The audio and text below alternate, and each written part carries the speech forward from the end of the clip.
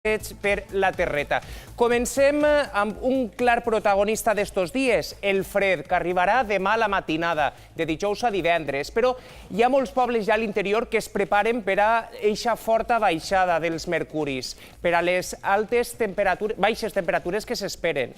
El que va ser alt és la sensació de fred. Per això són vesprades d'estufa, de fumeral, i ens n'anem en directe cap a Utiel. Allà està la nostra companya Berta Baidez, que ens demana pas. Estem a casa d'un meteoròleg que està preparat per al fred. Berta, bona vesprada.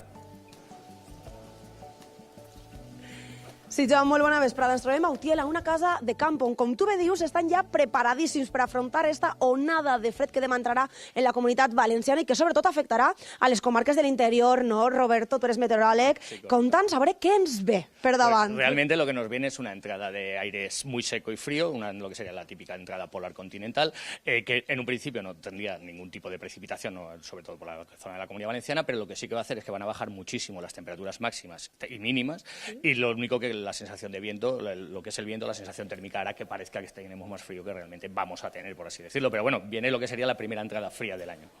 Has estado acostumadíssims en Utiel, ¿eh? Sí, de sobra. Aquí no nos pilla fuera de juego, como se suele decir. Aquí estamos muy acostumbrados a la zona de frío y ya digo, de hecho, no va a ser excepcional la que va a venir. Es lo que sería el típico frío de invierno.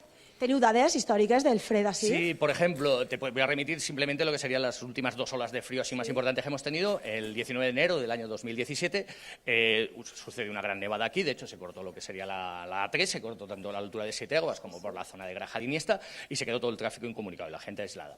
Y de hecho, aquí en la Sierra del Negrete se imatges, Berta, ara mateix. 73 centímetros de nieve, ya digo, cayeron postes de la luz, nos quedamos aquí en Utiel, hablo de Utiel, nos quedamos sin luz, sin agua, aislados por carretera, no podíamos salir, por así decirlo, hasta que vinieron y trajeron unos grupos electrógenos.